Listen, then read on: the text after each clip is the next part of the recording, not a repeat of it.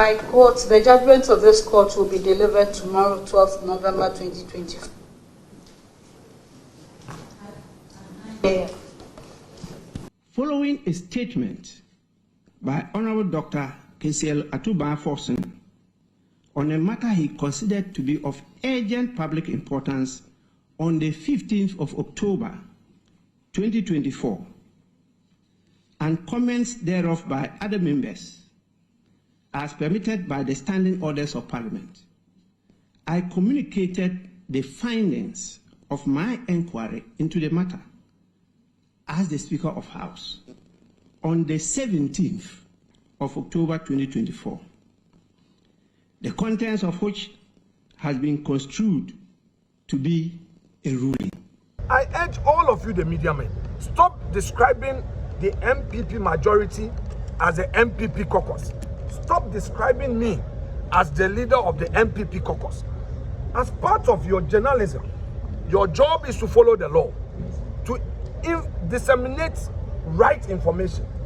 This matter came up in the court, and I beg of you, it doesn't matter your political affiliation or how you feel as a media house.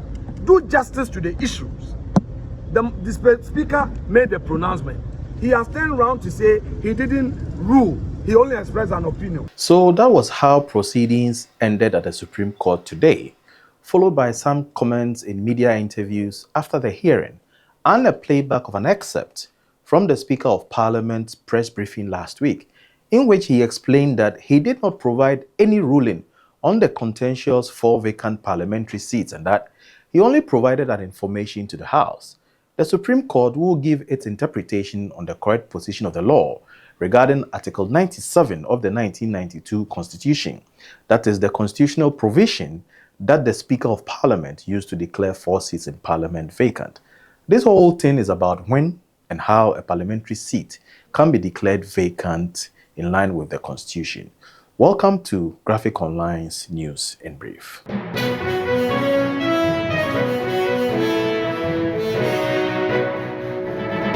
Let's start from the genesis of this whole thing. It was Haruna Idrisu, the Member of Parliament from Tamale South, who first announced publicly in Tamale that when Parliament resumed in the middle of October, he was going to petition the Speaker to declare 4 seats vacant. On Tuesday, the Parliament of Ghana will reconvene. And when it reconvenes, I am very certain that Parliament and Ghana will go through a major constitutional test. And that constitutional test is that the NDC minority must become the majority from Wednesday next week. The reason is that the 4 MPs, Pitaya Oquaye Aka on the ticket of the NDC for Amenfi Central, Cynthia Mamle Morrison on the ticket of the MPP for Aguna West, and Kojo Asante also on the ticket of the MPP for Suhum, had filed to contest the December 2024 parliamentary elections as independent candidates. Their reasons are that they failed to secure the nomination of their various political parties, the status quo on which they are currently in parliament, and therefore decided to go independent in the next elections and in the next parliament in 2025. The 4th MP, Andrew Esiama Mwakun, who is currently the 2nd Deputy Speaker of Parliament and in the House presently as an independent MP for Fomina, had also filed to contest the next election on the ticket of the MPP. When Haruna Idrisu started this whole process, his intention was aimed at a similar declaration by the then Speaker Mike Oquaye in 2020, on the grounds that the actions by the 4 MPs amounted to crossing carpet and therefore their seats ought to be declared vacant. Haruna Idrisu went ahead and filed his petition, but when the House reconvened, it was the minority leader, Dr. K.C.L. Atuba-Forson, who rather made a statement on the floor regarding the move by the 4 MPs. The statement generated a debate and a challenge on the floor by the majority leader, Alexander Afenyo-Markin. To Mr. Afenyo-Markin, the appropriate move was to have allowed Haruna Idrisu to move his petition through a motion and not a statement from Atuba-Forson.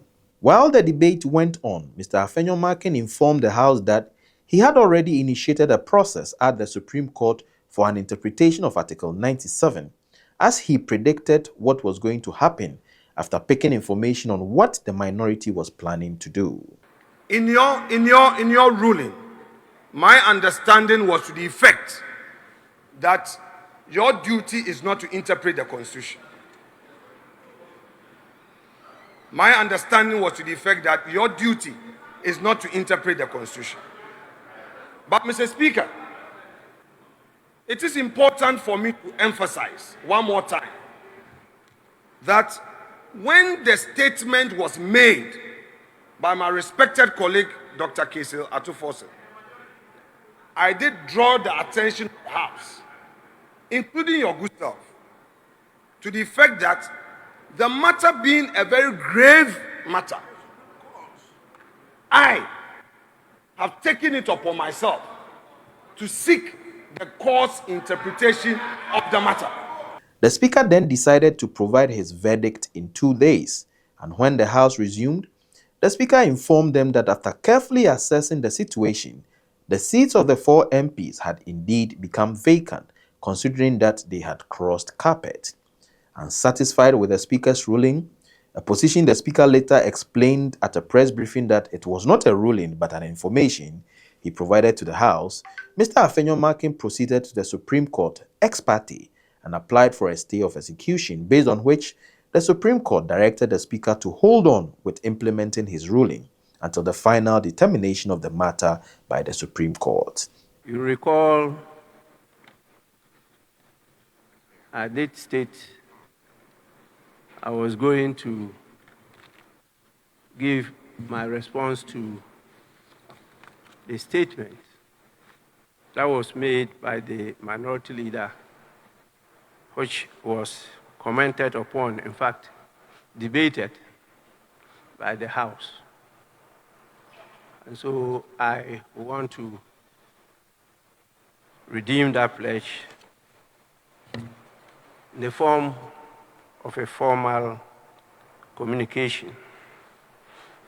These MPs cannot be allowed by law and my good self to continue to pretend to be representing people that they don't believe in and they don't have any loyalty for in this House any longer.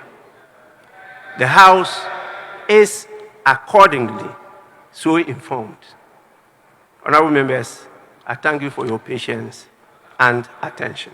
Later at the Supreme Court, the Speaker challenged the inclusion of a member of the panel on the grounds that he had previously contested a parliamentary election on the ticket of the MPP, but the court disagreed and said the case was purely an issue of an interpretation and not a political matter to warrant the panel member to recuse himself.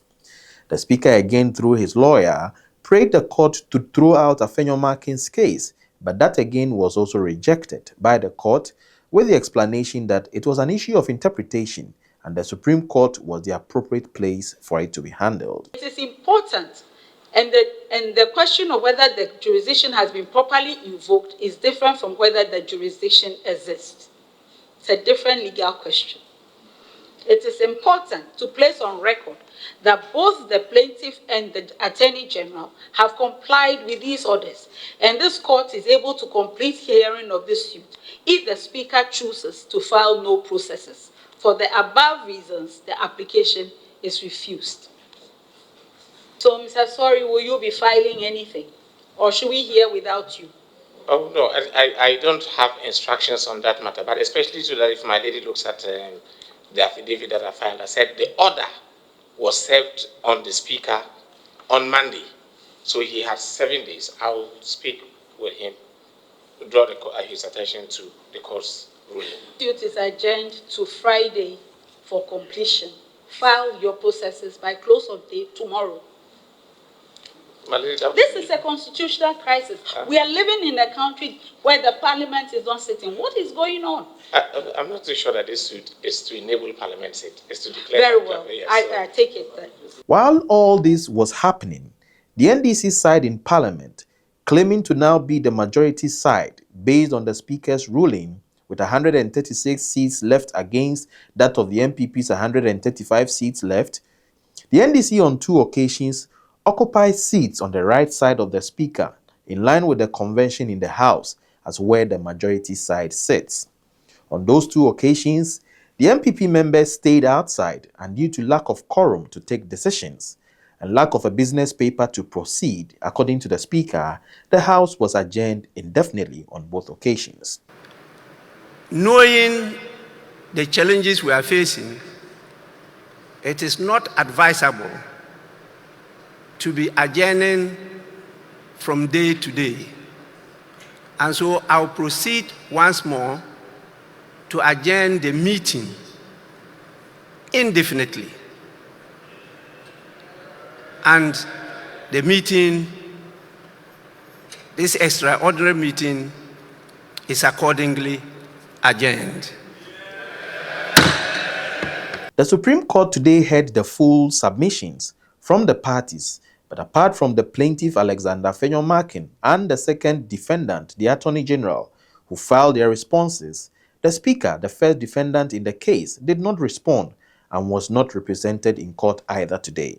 This meant the Speaker had decided not to defend the suit, seeking an interpretation of the constitutional provision that led him to declare 4 seats in Parliament vacant. The court today went ahead and heard the plaintiff and the AG, based on which it has scheduled tomorrow to come out with its judgment. By court, the judgment of this court will be delivered tomorrow, 12th November 2024. And after proceedings at the Supreme Court today, the plaintiff, Alexander Afenyo-Markin, as majority leader, had this to say. It was a big surprise that Mr. Speaker will go out of his way to make a ruling, which immediately made the NDC proclaim themselves to be majority, although he himself continued to address me as a majority leader. Fast forward, we came to court, the court intervened, and now the new argument of Mr. Speaker was that he didn't give a ruling. He only gave an opinion. He expressed a view on the matter. He met us on Tuesday, the 22nd of October, at a pre-sitting meeting. And at the pre-sitting meeting, I told Mr. Speaker that, well, you are saying you have received the court process and that you have not declared the NDC the majority. Now that they are sitting on our seat, what are you going to do, Mr. Speaker? Mr. Speaker told me that that is the responsibility of the clerk. And away from the Supreme Court, the presidential candidate of the NDC, John Dramani Mahama, was in Kumasi today. It was a repeat of the fellowship he had with members of the clergy in Accra a few weeks ago. At today's meeting in Kumasi, he talked about how he plans to dedicate funding for the free senior high school policy and how, if he were to be president, he will handle the impasse in Parliament. HSA, Parliament and the Supreme Court, judiciary in the Parliament, Obia Ewon Ijuma Oye. And so I'm saying there's been a contest and friction between the two. Maybe say, we can solve it politically. The solution is not legal. If we say Supreme Court beats me on my decision, now Parliament also I can say so a separate arm of government. In the way and can be here say a political solution. Na nina jina mpenyinfo ene omampenyinsom media madwene sanka me omampenya mema yakoyi case na Supreme Court. No, my friend minority, my friend majority, and our leaders of party. Now, for you, one majority, and minority, be also a majority.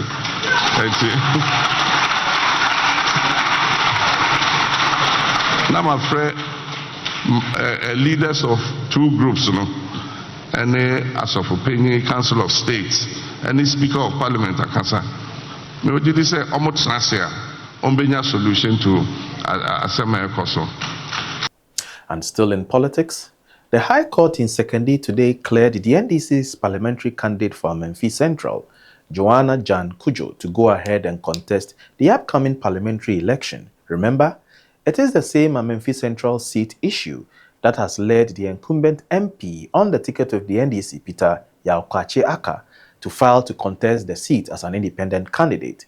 It is based on this decision, seen as cross-carpeting, that has led the Speaker to declare the seat vacant, together with 3 others, all on the grounds of crossing carpet. At the High Court in Sekindi today, the court set aside the injunction that prevented Joana from contesting on the ticket of the NDC. Her counsel, Eduji Tamaklo, had this to say after the court's decision. The Electoral Commission rep is in court. He is aware the court has vacated the injunction. The basis on which they disqualify Joana Jan is based on the injunction order. Now that the injunction has been vacated, Jane Mensah should do the right thing. I will say no more. Thank you. And with a few weeks to the election day, the two leading presidential candidates all started this week in the Ashanti region. While Mr. Mahama was fellowshipping with the clergy in Kumasi, the MPP's candidate, Vice President Bawumia, was in the Old Tafo Pankrono constituency on Sunday, and on Monday, he was at Oquaye, Bosomtwe, Ejoso, and Asoka constituencies. Nkrofo bebre nya kidney problems. Enti omo hia dialysis. Dialysis no so sika no doso. Nipa bebre ntimi entua saa sika no. Enti 6 months ago, ye started pilot. Say the dialysis no beba National Health Insurance. So nipa na omoye over 60 any under 18 for the last 6 months. Omoji dialysis under National Health Insurance free. From December 1st, all kidney dialysis patients omobeji under National Health Insurance free for kidney dialysis. And before we go, legal practitioner, lawyer Tsatsu Tsikata had an interview with GH1 and aired on Star FM as well. And these were some of the things he said about the Supreme Court case. The idea of asking for a stay of execution of a ruling of the Speaker, there is really no legal basis for a stay of execution of a ruling of the Speaker. The court, the Supreme Court and other courts, have the authority to stay execution of decisions within the court system. Okay. But you don't apply for a stay of execution of something that happens within another arm of government, which is the arm of the Speaker. Now, the impression was given that because this is a matter for interpretation and so on, therefore you can run to the court. But again, there are clear decisions of the courts themselves, including the Supreme Court, decisions which make it absolutely clear that you don't, under the guise of interpretation, take to the Supreme Court things that are within the preserve of other courts or other authorities in the system. Thank you for watching. For more news, please visit our website, graphic.com.gh, and follow us on our social media handles, Graphic GH on Twitter and YouTube, Daily Graphic Ghana on Facebook and Instagram, and Graphic Online Ghana on TikTok. I am Enoch Dafa Frimpong.